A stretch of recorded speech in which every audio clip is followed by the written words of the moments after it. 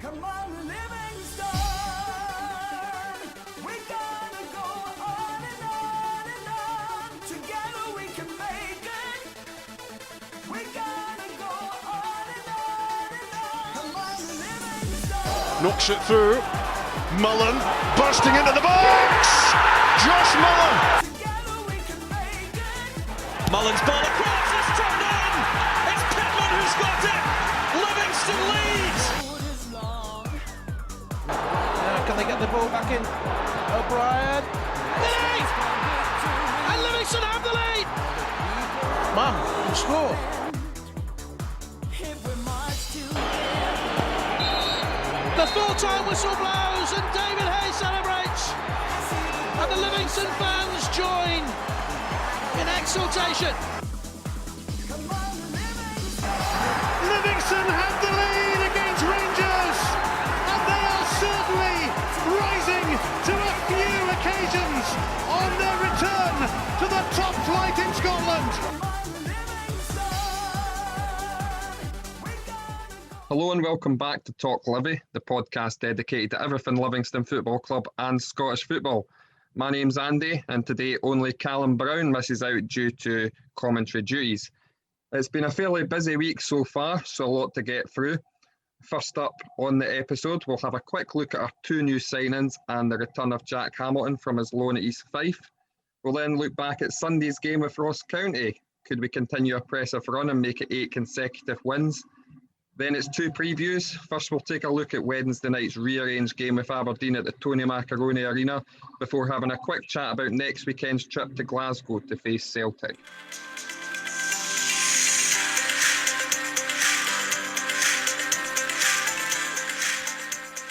The January transfer market is opened and already Livy have been busy. First up, we brought in striker Gavin Riley from Carlisle. How do we feel about that one, guys? Very happy with that signing. I think he fits into the style of play that we want, attacking from the front. And every time that I've seen him for St Mirren, always thought that he posed a threat to us. Always thought that he would run the channels, he would run in, he would link up play very well. And I think that he's the type of striker that we've probably been looking for a bit. Maybe not, Scott Robinson might not say that now that he's hit that goal scoring form, but I would say in paper it looks a very good signing for us. Yeah, got to agree. Whenever he's played against us, he's looked very sharp. Obviously, he's been away from the league for quite a wee while now, so we're not quite sure kind of what level he's up to, as well as kind of being unproven in the top league. But we've only got to give these players a chance, and hopefully he buys into the ethos and we can get them all firing again. Yeah, I think, with Gavin Riley, like you mentioned, Callum, he's been kind of on the radar of the club for a few years. David Martindale's obviously mentioned that in his press conferences about Gavin. He's a typical signing that we tend to make. He's not overly prolific when it comes to scoring goals, but he's busy up front. He causes problems for defences, and he's someone that we're given a chance in the top flight, and that tends to be the go-to type of signing for us. Someone that's willing to go that extra yard for the club, that's given him a chance in the top flight, and I think it's a clever bit of business again by the club. Yeah, he's a player that's always he's always been on the radar. Davies obviously mentioned that, but every time he's became available, he's someone I think that could probably fit in at Livy. He's a very busy centre forward, but I think he kind of has that little aspect that I would say we don't have, which is maybe that penalty box instinct. He maybe has, if you look at his stats from his two most prolific spells, Queen of the South and St Mirren, his stats are really good for goals. And I remember when he was at St Mirren, he scored a couple of goals at Livy, which were kind of in the 6-yard box, kind of on rebounds, balls across the 6-yard box. So he's the type of striker I expect to fit in perfectly with us. And the fact that Davey kept looking at him says how much he's wanted. And I think that's probably helped bring him up here as well. But for me, I think he could prove to be a really good bit of business. But next up, we recalled informed striker Jack Hamilton from his loan at East Fife. What do we make of that one? Obviously, he made quite an impact today, coming off the bench. But what do we think with that one?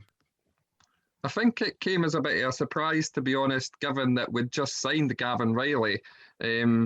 having said that, he's been impressive at East Fife. I think he's the second top goal scorer in the league behind Mitch Megginson, Cove. So he's obviously been on form, scoring a lot of goals.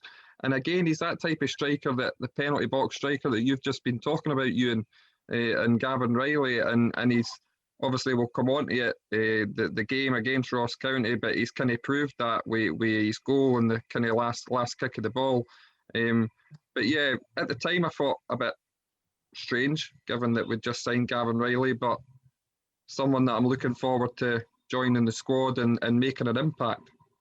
Yeah, basically got the same thoughts. At first, following the signing of Gavin Riley, it did seem quite confusing that we're going to end up with yet another striker. We've already got Robinson, Emmanuel Thomas, Poplatnik. Obviously, Riley's just came in. I thought maybe that would have signalled the fact that maybe Tiffany would have been out for longer than we had anticipated, but he was on the bench again today, so clearly not that either. But he's been scoring goals, and if he's got a chance, he's going to have to take it. I wouldn't rule out seeing him going back out on loan before this transfer window ends, just because of the sheer amount of bodies that we're going to have up in that position, which probably wouldn't be the worst thing for him. Maybe another spell in the Championship, getting another couple of goals under his belt, playing week in, week out.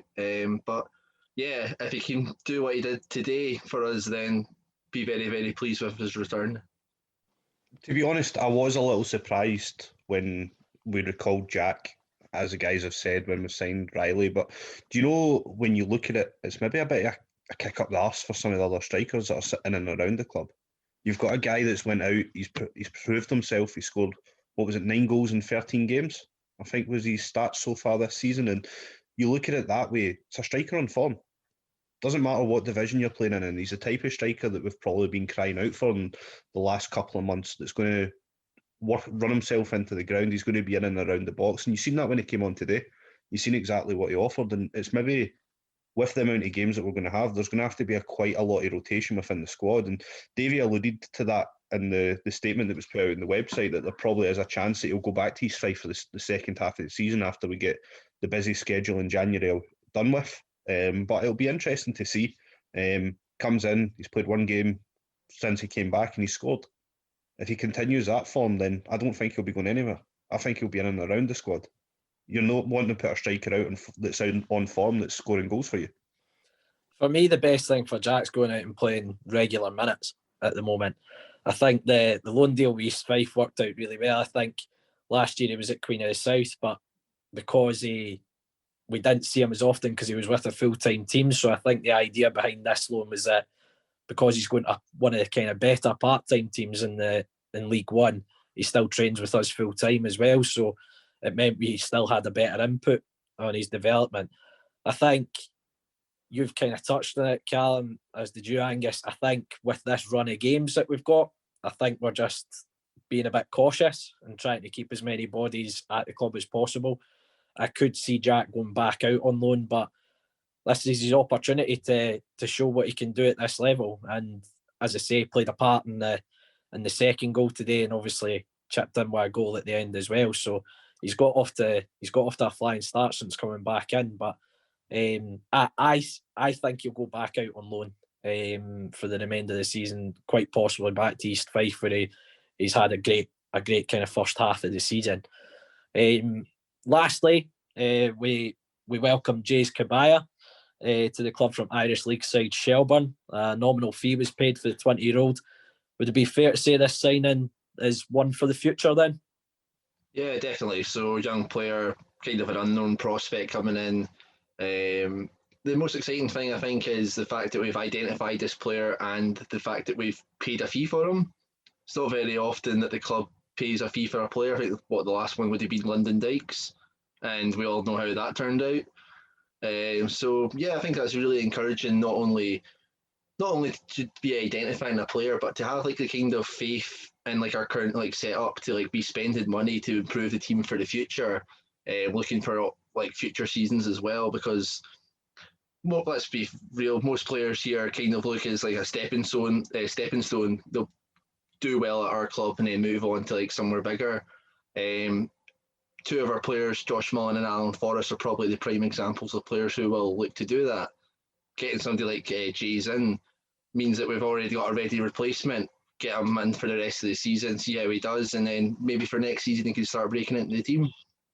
Yeah, I think this one's definitely for the future. I don't think there's any mistake in that. I think just going by the press release when we signed him, I think that was very clear that we're looking to add some younger players into the squad and bring them on. I was fortunate enough to speak to Gavin White, the communications officer in charge of media, just the other night regarding Jays, and he was very pleased for him. He's obviously a very liked player over at Shelburne. He was a part of a very successful team and a very successful time for them, won promotion to the top flight. And everything that he said was very encouraging in terms of the boy has ability, he's got plenty of pace to burn, and he's a natural finisher. Everything that excites a fan, if you know what I mean. You know, all those buzzwords, so to speak, that automatically fans are wide-eyed and looking forward to seeing the lad play. I think it's important though that we don't get too far ahead. He's stepping into a league that was compared by Gavin to be of better quality in Scotland. He compared sort of bottom half Premiership to kind of top half Championship to the Irish league that he was playing in just now. So he'll have a bit of stepping up to do, but I think we have a player with potential, and I'm looking forward to seeing him playing. Andy alluded to the interview that he'd done with the guy from Shelburne there, and when you heard them talking, it sounds a bit like tiffs. They don't actually seem to know what his best position is yet. They don't know if he's best used as a winger or as a striker, and they kind of alluded to that when he was speaking to Gavin. And I think it'll be interesting to see if he goes out on loan. If he is one for the future, we send him out on loan in this window and we see where he actually plays. It'll be good to see. I think that, to be honest, coming from the Irish league, I would presume, going by what the interview was, it's a physical league as what it probably is in Scotland. He's probably going to be used to a few hard challenges going in, especially if he's got a bit of pace. So it'll be interesting to see what happens in the next couple of months for him, if he goes out on loan or he sticks around the first team. Yeah, I think this one is one for the future, as all you guys have kind of alluded to on the press release. It's evident that we're looking to maybe get him out on loan. I could see a very similar thing happening with him going to one of the part-time teams in sort of League One. That way we can monitor his development a wee bit better with him being training with us full-time. One thing I would say is when you can go on fan reactions a fair bit, and there's nothing but well-wishing from the Shelburne fans towards him. He's obviously very well liked over there. They obviously rate him very, very highly. So I think that's a positive, albeit you could say that Walsall fans hated John Gusty and look what he's done. But certainly the Shelburne fans are wishing him very well. Kind of what you touched on, Ward, there's an element of don't know if his best position's out wide or through the middle, but it kind of fits the mould of the type of players we've had, players that can play in multiple positions, can obviously play left and right-hand side, up top if he needs to as well. So, you know, that's an element that we've had in the squad for the last number of years, is you've got players that can fill in multiple positions when needed to. But I definitely think it's one for the future. But as you said, Angus, the fact we've paid a fee, albeit a nominal fee, but in the current climate, that's quite a statement for a club like ourselves to pay a fee for any player. So obviously shows the faith that we have in the lad's ability, and hopefully he proves to be a hit at the club in the future.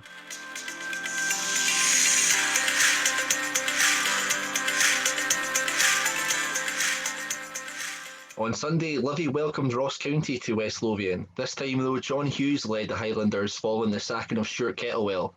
Livy came into the game on the back of 7 wins in a row. It wasn't pretty at times, but we've won again. Boys, this is an absolute stunning run of form. What did we think of it? I have to say, I think we started the game quite brightly. Thought we looked the better team. Obviously got the goal. Great ball over the top by Nicky. You can see the angle kind of behind the goal. He's clearly not just lumping it up the park like John did for the Robinson goal at Easter Road.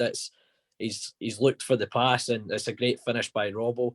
A bit like the one at St Johnstone. I think the keeper's kind of made Robbo's mind up, but he needs to spot that, and he's executed it brilliantly. I think the first real sign of Ross County posing any threat in the game was the equaliser. I think they'd done very little in the game up until that point. It's a bit bit sloppy from us, quite a few ricochets, but there's opportunities to kind of clear our lines there. And then arguably Ross County had the best chance of the game with Ollie Shaw's sitter that he missed, header over the bar. Kieran Brown had a decent chance as well from a dead ball. So it was looking fairly even, probably, I would say, the first half over the course of it. But second half, I think we were by far the better team. I think we looked dominant throughout the second half. We kind of tweaked our shape a little bit at the start, kind of looked more like a 4-4-1-1 with Pittman playing in behind Robinson. But as the second half wore on, we were almost playing with 2 10s, Pittman and Mullen playing in behind Robinson. We obviously freshened up that front three, which made a massive difference in the end. Jet for the second goal, great feet.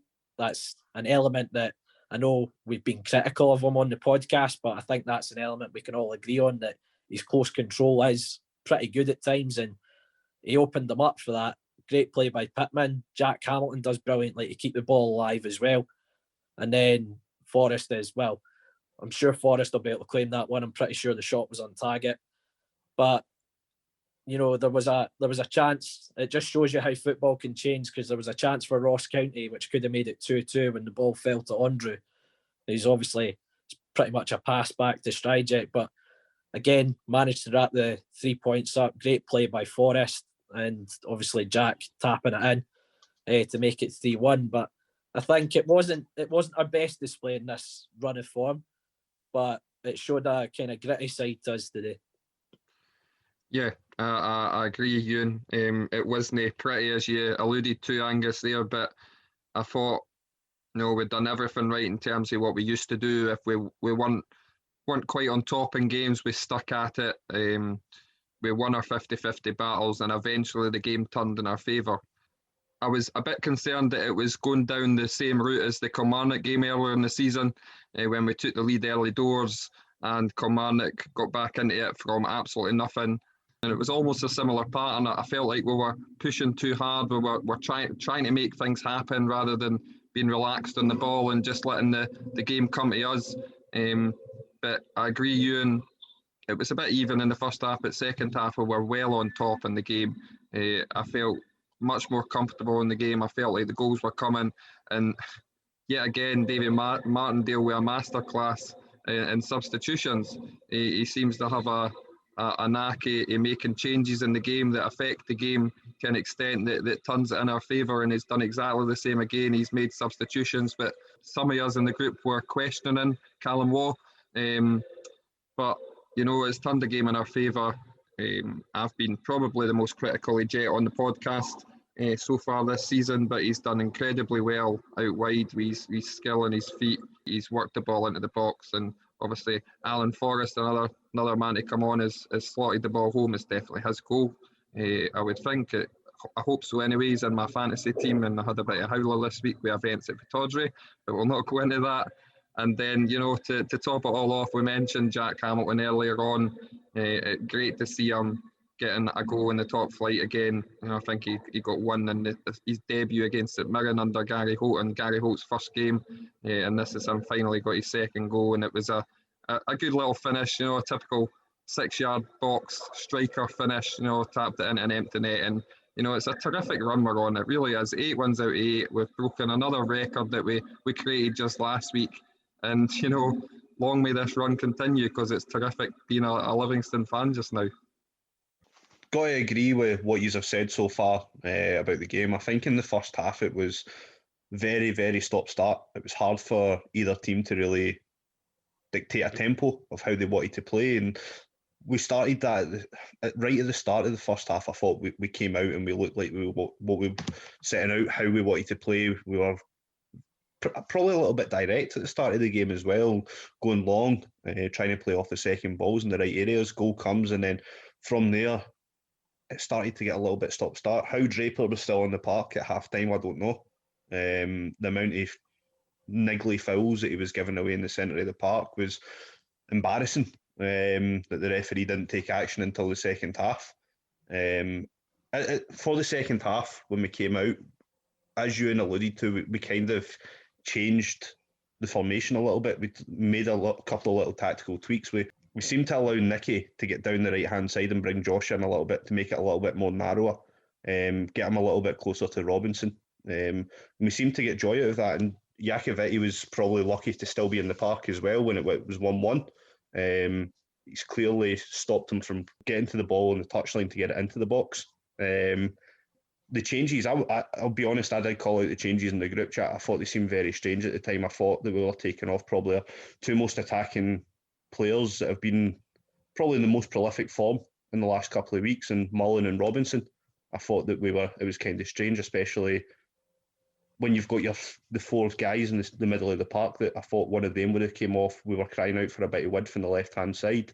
But Davies basically proved that he knows what he's doing, and I don't, which I'm happy to admit here. And you look at it, and the play for the second goal was brilliant. The feet from Jet in the middle of the park to start off the attack. Then you get the ball into Pittman. I thought Pittman had actually put it behind Hamilton. Hamilton's done brilliant to react and get his foot to it, put it back into the path of Pittman, and then Pittman's unselfish and playing it into Forrest, and it's a brilliant goal. And then for the third one, Jack Hamilton wins the initial flick on into Forrest and doesn't give up, gets himself into a position that he can get the ball back from Forrest, and it is a tap-in, but he's in the right position. He's worked himself to get in there, and it's another 3 points. We keep on going, and what a time to be a Livingston fan. Yeah, I think you guys have summed it up pretty well so far. The first half, we had a great start, but I do think we started getting caught into those sort of like wee individual battles. You see, we're talking about Ross Draper, those kind of fouls, they start the game, they kind of kill the momentum. They also stop us from springing those quick attacks that have worked so well for us in recent weeks. So because of that, we were kind of narrowed to very few opportunities straight after scoring the goal. Pittman had a volley that was really, really good that if it went in, we're probably screaming about it. But yeah, a wee bit unfortunate for the goal that they scored, but then also fortunate for the goal, for the chance that they missed. Ollie Shaw must be scoring that, and I think we're very, very lucky to not have been punished by that. In the second half, I think we were very, very much focusing on attacking down the right-hand side, and I think Ross County started to kind of like suss that out a wee bit. Obviously, on the left-hand side, we had Sibbald, who was playing kind of as like a left midfielder, who's been terrific for us in the middle of the park. I don't think he necessarily had his best game, quite a few loose touches and stuff like that, as well as that Kieran Brown left back. He's not really as dynamic going forward. He's solid at the back, but he's not going to burst forward that much and give you much of an attacking threat. So yeah, because we were kind of focusing every time on getting Devlin on the ball and getting Mullen on the ball, I think that kind of right-hand side became a wee bit crowded. So Martindale making the decision to move Mullen more central towards the striker, and then even taking him off completely and bringing Forrest on, who would kind of lean more to the left probably. It gave Devlin that channel to basically run at, and you started seeing that he was isolating players. He isolated Iacovetti, who should have been sent off, and then you see the one where we get the second goal from, he absolutely sprints clear of Charles Cook, I believe it was, who's trying to like wrestle him, something out of WrestleMania basically. Doesn't get the ball, but that threat that he's proven to be, ball ends up making its way into the box, and it's terrific play from Pittman and Hamilton, and then Alan Forrest isn't going to miss a chance from there, is he? So I think that's Alan Forrest back up to second top goal scorer now. He's probably a player who's been unlucky in recent weeks to have dropped out. I mind the game against Hamilton, and we talked about how he was threatening going forward, and he also seemed to be doing better defensively. So for them to have like such a good performance against Hamilton to then be out of the game against Kilmarnock and then out of the game completely against Hibs, it's probably unfortunate to not feature at all. But he's came on today, he's got a goal and an assist, and he's put himself in contention for starting against Aberdeen or even Celtic in the next couple of weeks. But that's great to see that we've got players now on the bench who can make that difference. And they're not only just making a difference, they're now chapping on the door and are ready to step up whenever. You see, you talked about Jet. We've all kind of talked about how he's probably not the man to replace Dykes, but that second goal, you don't get that without with the fast feet playing the ball through, and we get a reward in the end. So, yeah, very pleasing to see that we're making the most of our squad, and long may it continue. I think what this game showed today is the strength and depth of the squad. you know, as you kind of touched on, Angus, that tactical tweak that we made to almost exploit what the problems that Devlin was causing, bringing someone like Jet on to the, maybe playing a wee bit more central, but Jet's naturally going to come inside because he's left-footed, which opens that up for Devlin. As we've all kind of mentioned, Jakovic should have seen a second yellow card. Don't know how the ref's not given it. But we managed to kind of exploit that. The other player I thought had a really noticeable performance today was Jason Holt, I thought. I think I saw a different aspect to Holt's game today. Instead of him kind of sitting and just keeping the game ticking over and recycling the ball, I saw that kind of drive from the middle of the park with him today. Created a good opportunity first half where he got in behind, Sybil played him in. You know, there was that aspect from Jason Holt today, which I thought was really impressive. It was almost like he got a bit of license to roam about the park a little bit more. But who would you guys say was the pick of the bunch today? And, you know, just to touch on what you were saying about Holt, I think also a great professionalism for a really experienced pro. Got a yellow card. You know, I'd mentioned at half time that, you know, the way the game was going, because Ross County almost set out to really frustrate, and it kind of worked first half, I felt. So for Jason Holt to stroll through the second half, not put a foot wrong and not put himself into a position where there was a potential for a second yellow card, I think was very impressive. But on this occasion, I think the sponsors got the man of the match absolutely spot on. I thought Nicky Devlin was a constant threat up and down the park defensively. He was sound. He got in behind numerous occasions, put some great balls into the box. So on this occasion, I think they were right. And just before I kind of move on as well, a quick question to put to you is: do you almost think the first half that we tried to almost play into the Yogi Hughes way, playing that, you know, we expected Ross County to come in and pass the ball out for the back, when almost they went longer more often than not, I felt. Did you almost think that we pressed at the park more to try and counteract that expected way of Ross County playing? I think we forced the long ball a little bit early doors. I think you could see any time one of the Ross County's three centre halves got on the ball, we were right on top of them straight away. And I think we almost forced County to play a little bit longer. And as I say, early doors in the first half, I thought we looked really comfortable in the game. And I think that was to do with the kind of pressing side of it.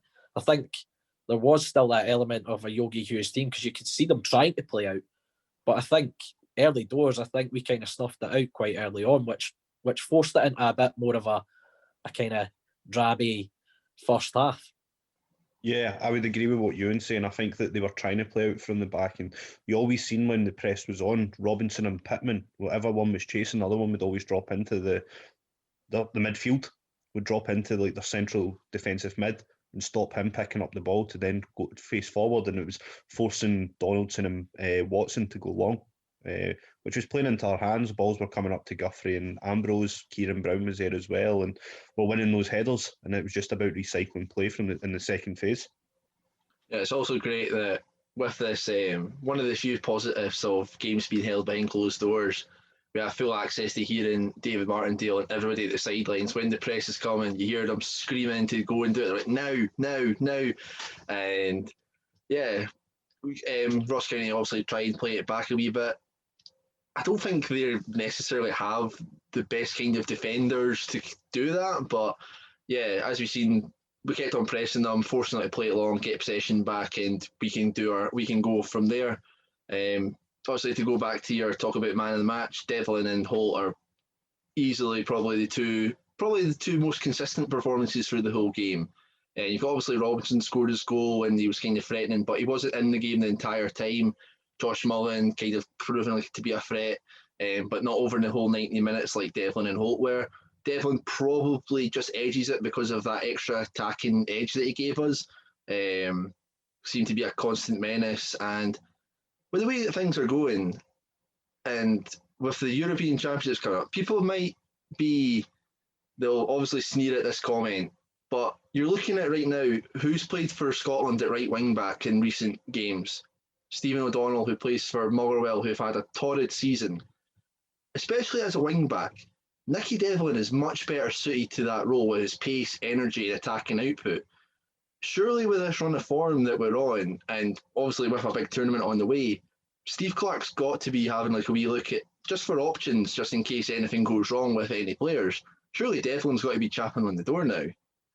There's a lot of probably fought for Steve Clarke looking at our performances, the way that Nicky Devlin's playing and what he's offering going forward as well. But I think that Clark's one of these guys that's always stuck to the guys that have gotten places.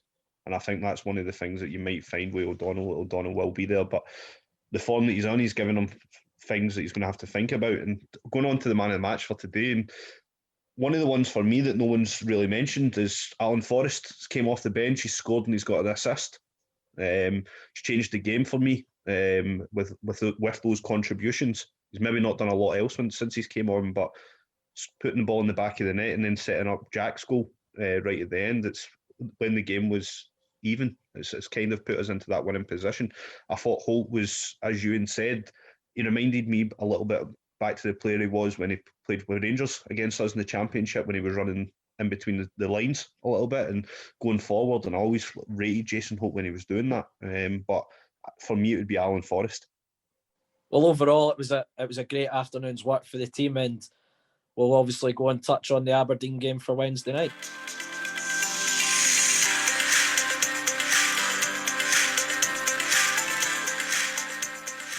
In the first of two previews, we will look at Wednesday night's rearranged game with Aberdeen at the Tony Macaroni Arena.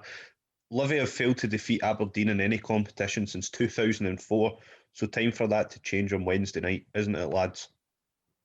Yeah, absolutely. Given the current run of form that we're on, there's absolutely no reason why we can't do so. Aberdeen themselves haven't been too great recently. They were all right today against Rangers despite being 10 men, but the past few weeks, I don't think they've really hit the heights that many teams would expect for the team who's third place. And obviously, with that, their fans continue to grow sick of Derek McInnes to a certain extent. But going into this game with the run of form that we're in, Aberdeen will now be missing Ryan Hedges, which will be a massive miss for them. The last game that we played against them, he was a constant threat. So with the confidence that we've got right now, yeah, let's go out and do it. Yeah, I think it's we couldn't be going into the game in better form, that's for sure.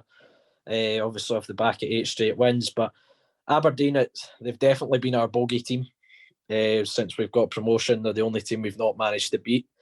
Obviously got a good point up at Pittodrie our first season back up. We drew 1 each, but other than that, I think Aberdeen are the one team that have kind of had our number a little bit. I think Derek McInnes, if you listen to any of his pre-match stuff, whenever he comes to play Livy, he always talks about the battle aspect and the ugly side of the game and need to get that right. And I think Aberdeen have always managed to kind of at least match that, or and then their quality kind of shines through in the end in the games, because there's not been a lot between the teams in most of the games, to be fair. They've all been fairly tight, and there's only ever been kind of one goal or the 2-0 game last year. So I think it will be a difficult game despite Aberdeen's run of form, because I think Aberdeen have the tools to combat us a little bit, and they've proved that over the last couple of seasons. But if there's ever going to be a time for us to put that record right, well, Wednesday night's our best opportunity, I reckon. I think what the two of you have said so far in regards to the game on Wednesday night, I think it's Aberdeen kind of have known our cards so far since we've came back up. I think the best performance that we've probably gave against Aberdeen is the game where we actually got beat 2-0 at home. We battered them for the 90 minutes and they broke away twice and scored. I think also the 3-2 game up in Aberdeen in the first half, we could have been probably a little bit further ahead than what we were when we went into 1 at half time. And then there's no worse way to lose a game of football than a 90-plus minute goal from Lewis Ferguson for us to get beaten. I think Wednesday night, the biggest part for me is going to be the midfield battle. I know I've said that in the last couple of games, but Aberdeen's middle of the park is normally where they can dictate games. That's normally when they get up ahead of steam. And I think that you look at it today, they went with Ferguson and Dean Campbell, Scott Wright playing in the 10 behind the 2 strikers, before obviously Hedges got sent off. And I think that if we can stop Lewis Ferguson playing, I think then we kind of nullify quite a lot of the threat that will come from Aberdeen. If he plays well, Aberdeen seem to tick. If he doesn't, then it seems to be a little bit of a turgid performance from them, and they kind of seem to struggle and go through the motions. But it's going to be interesting. Wednesday night to see how we come out, and if we change it up, considering we then go to Parkhead on the Saturday and we've got another big game there. I think we'll be targeting this game, to be honest. With the Celtic game being at Parkhead on Saturday, I think this is a game that we'll be looking at going all in and playing our strongest team, knowing that we've got Celtic at Parkhead. That's, okay, Celtic aren't in great form, but there's potential there to go there and get a result. But I think we'll be eager to get a result against Aberdeen more so rather than Celtic. But kind of, it's probably a great time to be going in and playing Aberdeen just now. We're on the back of a fantastic run of form. Aberdeen, not so much. They've just ran about daft for 70 minutes in the game today against Rangers with 10 men. They've just lost Ryan Hedges, a really influential player for them. And I think most professional footballers out there, most footballers in general, will tell you that if you're winning games, you're eager to get back out on the park and perform. And we've won 8 games in a row now. There'll be, it's a great opportunity for us to put that kind of record straight. No win since 2004 against Aberdeen. It's a great opportunity to put that record straight, and I don't see why we can't do it with the options we have in the squad. Kind of touching what Callum Moss said, I think it's the midfield battle is going to be really crucial. As I say, I think Aberdeen just managed to do the ugly side of the game a little bit better than us. So I think it'll be interesting to see how we set up. Obviously, Ross County game, we almost set up with 2 flat 4s. Be interesting to see if we go with that 3 that we kind of tweaked to in the second half and kind of have that solid base in the middle of the park to try and combat that. But it'll be, you touch on playing your strongest team for this one, Andy. Question is, what is our strongest team right now? Because you've just had 3 guys come off the bench today and make a massive impact on the team. It'll be difficult. Forrest has came in, got a goal and an assist. He'll be looking to start the game during the week. Mullins maybe not played quite as well today. It'll be interesting to see how Davy approaches this game in terms of his starting 11. I always think it's quite interesting when we play Aberdeen because I think on paper we're kind of set up quite similarly. We look to get the ball forward quite direct into spaces, can try and exploit areas that have been left unmanned. And in recent years, I feel like the main kind of difference between the two sides has been just that wee bit more quality or being clinical in front of goal. With the way that we've been playing now, though, we've got that extra quality and we have been more clinical. So, yeah, there's absolutely no reason why we can't go away to Tawdry and get something here. As Ewan said about who starts, I think a return to a back 5 might be on the cards. I would think it would be unusual for him to drop Kieran Brown, but possibly bringing somebody else as a left wing back would maybe be a good option, just to kind of nullify the threats that they have from wide areas like Matty Kennedy, Johnny Hayes and stuff like that. But yeah, with the squad, we touched on it there when we were talking about the Ross County game. The squad's all performing, everybody's eager to get on, so whoever plays, I'm quite confident that we can go up there and get a result.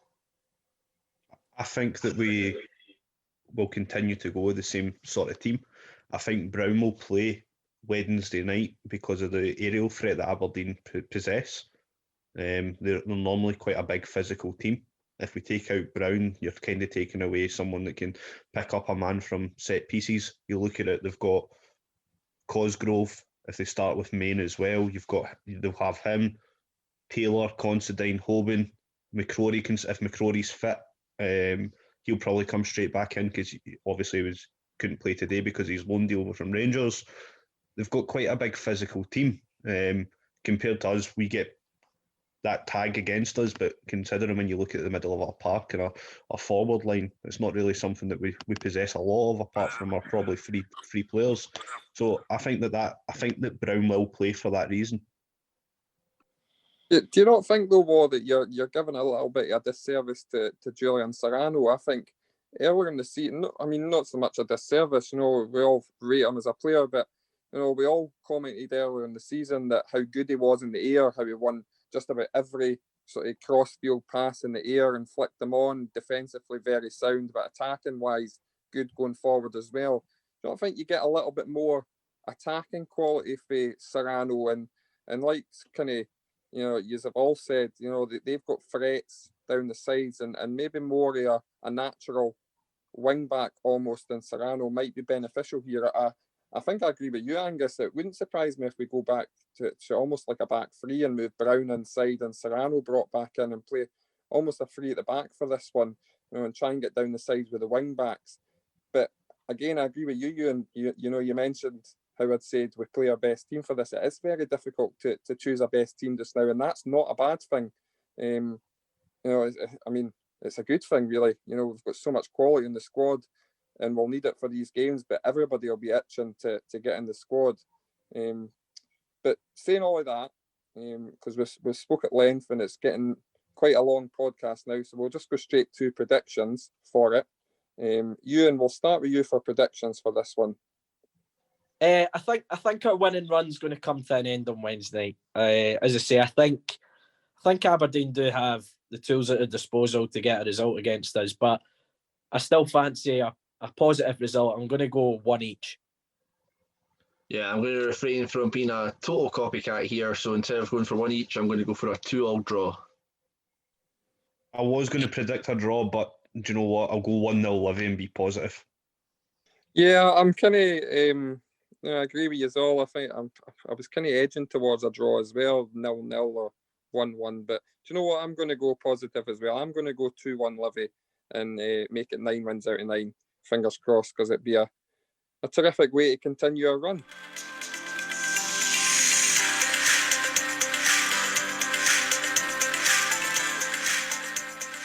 Next up, it's our second trip of the season to Parkhead. It's the first game of a double header against Glasgow Giants Celtic. Earlier in the season, we fell to a 3-2 defeat in what was a creditable performance by the Lions. We even had a late chance to equalise, but it just wasn't to be on the day. So can we do the unthinkable this time? Can we defeat Celtic in Glasgow for the first time ever?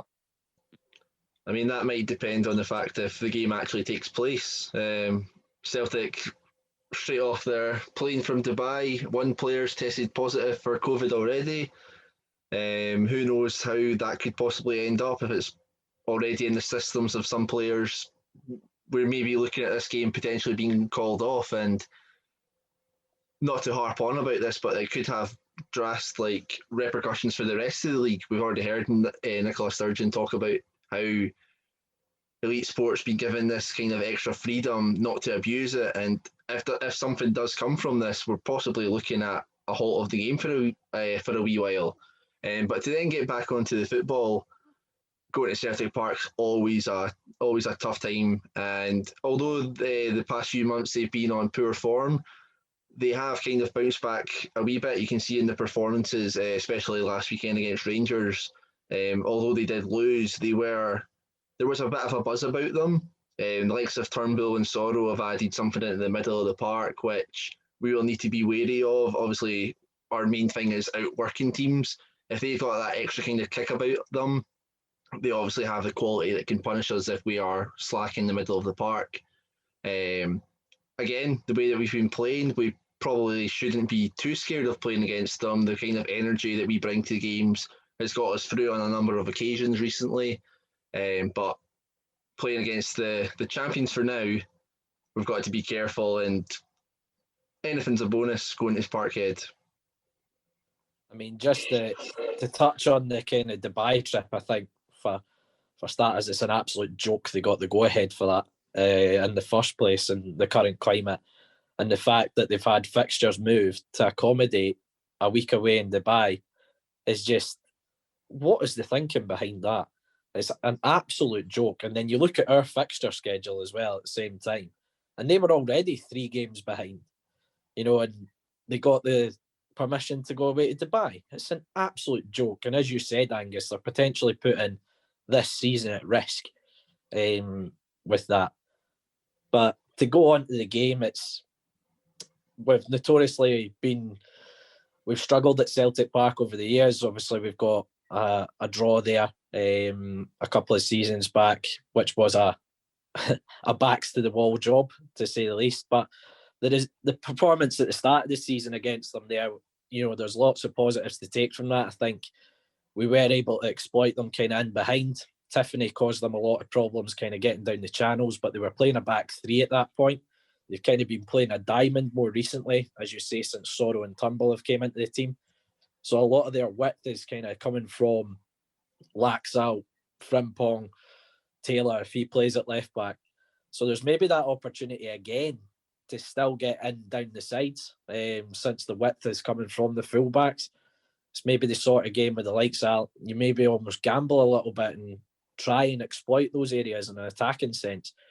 But as you say, Celtic have been a bit hit or miss in recent months, but they have picked up. Their performance against Rangers, I thought they were incredibly unlucky not to come away with a more positive result from the Rangers game. But it's, again, we touch on kind of Aberdeen. It's probably the best time to go and get Celtic.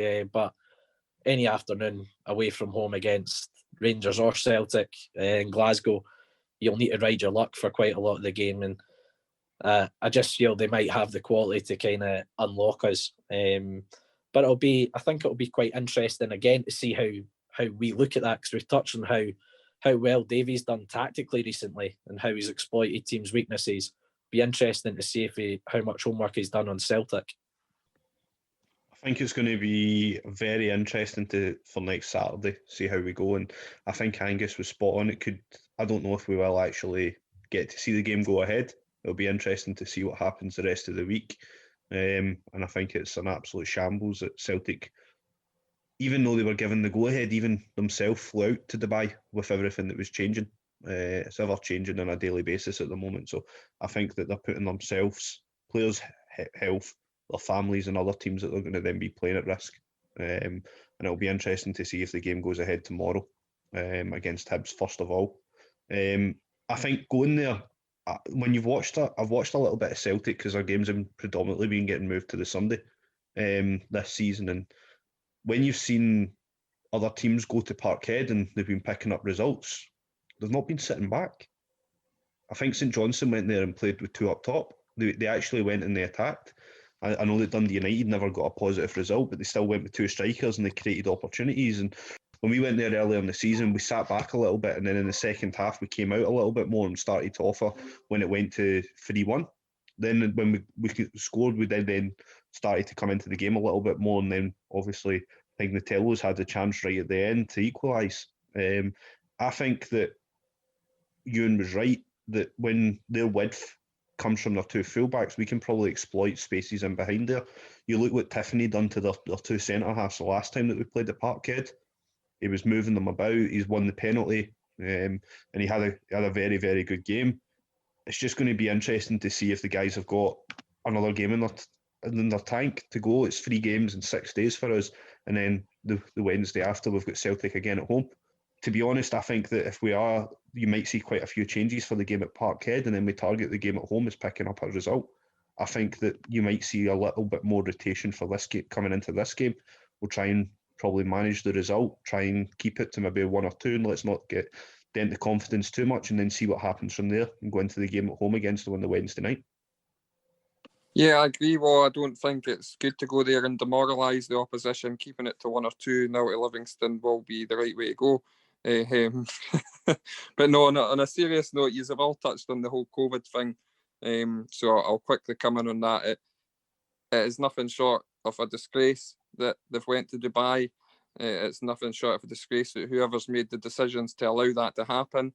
And as you say, it's put a little bit of bitterness into Scottish football again after kind of what happened in the summer almost with the relegation and the things with COVID. You know, this sort of feelings almost came back again, and something I can't really argue against it. It's an utter shambles that they've went there, and it'll be interesting to see who's out. They've not announced who's out, and obviously we wish whoever it is a speedy recovery. We don't like to see anybody in Scottish football get COVID, so we undoubtedly we wish them a speedy recovery. But it'll be interesting to see who's going to have to isolate. I wouldn't imagine that these players are have their own room in Dubai. You'd imagine they'll be in groups, so if whoever this player was that came and tested positive, you would expect there to be some players isolating. So it'll be interesting to see what Celtic team is against Hibs, and who's out and who potentially might be out for this game if it does go ahead. On us, on the game as well. I think that you mentioned it, I think we were very good at Celtic Park early in the season. I thought we showed that attacking impetus. We got in their faces and we created chances, and we were probably unlucky in the end not to pick something up. And, you're right. The teams that have had success against Celtic so far this season have really went about their business very well and got in Celtic's faces and caused them lots of problems. And, the running form we're on, obviously dependent on Wednesday night against Aberdeen, there is no reason why we don't go there and show that same threat and get in their faces and create chances. And you just never know. You never know in football. And, you mentioned it, Ewan, it's a great opportunity for us, a great time to go there. And, let's hope for a positive result, because, if this run keeps going, who knows where it's going to take us. Obviously, we hate doing the predictions when we've got a couple of games to preview on the podcast, but we'll get into that. So, Callum, you're the current league leader. We'll go to you first. What do you expect at Celtic Park? Going to be positive. 1-1 Livy. 1-1. So a good 1-1 win for Livy, according to Waugh. Angus, what do you fancy? I'm going to be a wee bit more negative, and Celtic Park's a place that we don't really get many points from, and the kind of bounce that they've been on recently, I am going to predict Celtic 2, Livingston 0. Andy, what are you thinking? Yeah, unfortunately, this might be a game too far for us. Obviously, going to Glasgow at any time is difficult, but we have talked up our chances. So you never know, but I think this might just be one game too far this week. So I'm going to go 3-0 Celtic. But obviously, we'll talk about the Wednesday game further on. That might be a different outcome. We'll obviously talk about that in the next podcast. Ewan, what about you? What are you predicting for it? I think we'll score.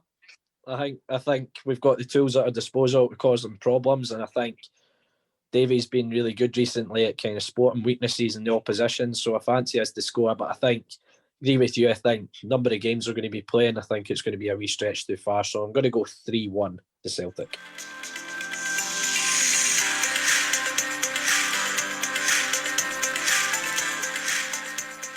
That's it for this week's episode of TalkLivi. Thanks again to every single one of you for tuning in, week out. If you can, we'd love to hear your feedback. Either leave us a review on iTunes or simply message us on Twitter, Facebook or Instagram. As Ewan said, we are on Facebook, Twitter and Instagram. Search TalkLivi to find us. You'll find all the links to our weekly episodes on there as well. You can also find all our episodes, including this one, on all good podcast streaming sites, including iTunes and Spotify. We're also on YouTube, so don't forget to subscribe to the channel. If none of those options suit you, all you have to do is head to our website, talklivipodcast.libsyn.com, where you'll find every single episode we have done over the last few years. That's it for this week. Thanks again for tuning in. Let's hope for another great week following the Lothian's finest football team.